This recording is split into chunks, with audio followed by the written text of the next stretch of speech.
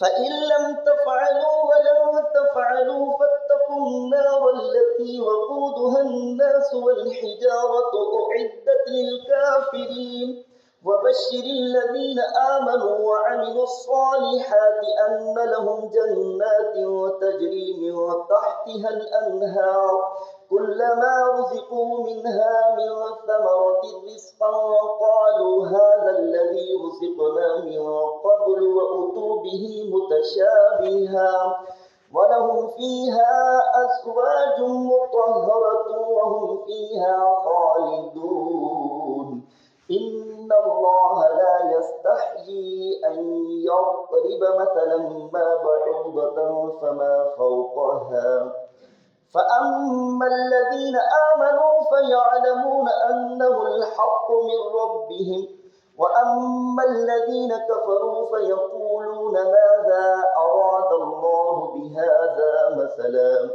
يضل به كثيرا ويهدي به كثيرا وما يضل به إلا الفاسقين الذين ينقضون عهد الله من بعد ميثاقه ويقطعون ما أمر الله به أن يوصل ويفسدون في الأرض أولئك هم الخاسرون كيف تكفرون بالله وكنتم أمواتا فأحياكم ثم يميتكم ثم يحييكم ثم إليه ترجعون هو الذي خلق لكم ما في الأرض جميعا ثم استوى إلى السماء فسواهن 7 سماوات وهو بكل شيء عليم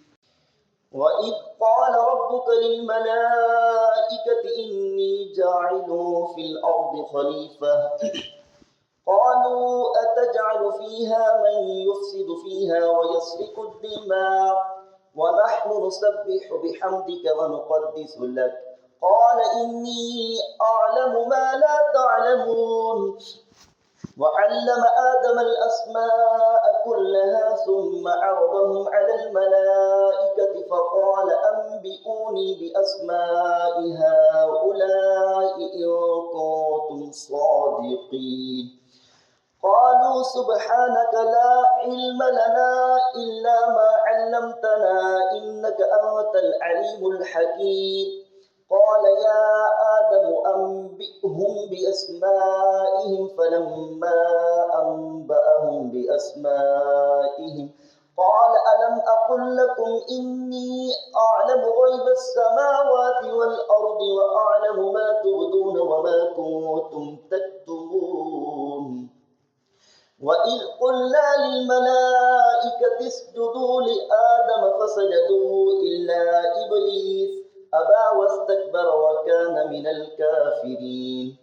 وقلنا يا آدم اسكن أنت وزوجك الجنة وكلا منها رغدا حيث شئتما ولا تقربا هذه الشجرة فتكونا من الظالمين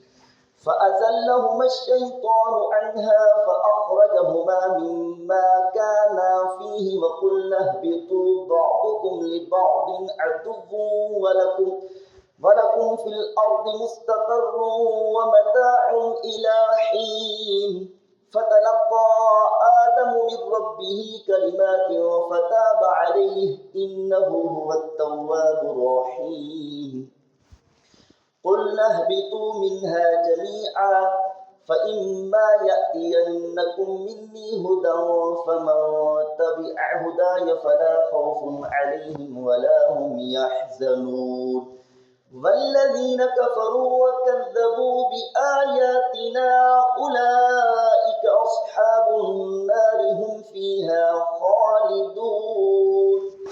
يا بني إسرائيل اذكروا نعمتي التي أنعمت عليكم وأوفوا بعهدي أوف بعهدكم وإياي فارهبون وآمنوا بما أنزلت مصدقا لما معكم ولا تكونوا أول كافر به ولا تشتروا بآياتي ثمنا قليلا وإياي فاتقون ولا تلبسوا الحق بالباطل وتكتموا الحق وأنتم تعلمون وأقيموا الصلاة وآتوا الزكاة واركعوا مع الراكعين أتأمرون الناس بالبر وتنسون أنفسكم وأنتم تتلون الكتاب أفلا تعقلون واستعينوا بالصبر والصلاة وإنها لكبيرة إلا على الخاشعين الذين يظنون أنهم ملاقو ربهم وأنهم إليه راجعون